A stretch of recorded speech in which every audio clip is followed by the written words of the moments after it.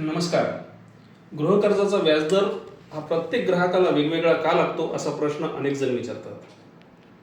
तर गृहकर्ज सरसकट एकाच व्याजदरानं देणं आता बँक आणि वित्तीय संस्थांनी बंद केलं आहे. जेवढा तुमचा सिबिल स्कोअर जास्त तेवढा तुम्हाला व्याजदर कमी लागतो. त्यासाठी तुम्ही गृहकर्ज घेण्याआधी एखादं छोटं मोठं कर्ज घेतलेलं असेल तर त्याची परतफेड नियमित होणे आवश्यक आहे.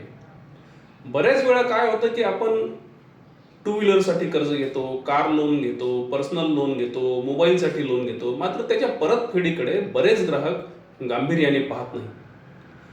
मग हे चेक्स बाउन्स होतात आणि तुमच्या परतफेडीच्या प्रत्येक व्यवहारावर सिबिलचं बारीक लक्ष असतं.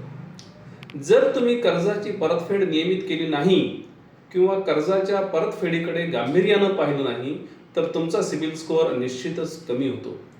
त्यानंतर तुम्ही गृहकर्जच काय कोणतंही कर्ज घ्यायला गेलात तर तुम्हाला सिबिल स्कोअरच्या एका ठराविक पातळीपर्यंत व्याजदर जास्त लागू शकतो आणि सिबिल स्कोअर हा त्या ठराविक पातळीच्या खाली घसरला तर बँक किंवा वित्तीय संस्था तुम्हाला गृहकर्ज किंवा कोणतेही कर्ज नाकारू देखील शकतात. त्यामुळे तुम्ही कोणतेही कर्ज सध्या घेतलेलं असेल तर त्याची परतफेड नियमितपणे करा आणि आपला सिबिल स्कोअर मजबूत ठेवा आणि कमीत कमी व्याजदराने गृहकर्ज मिळवा.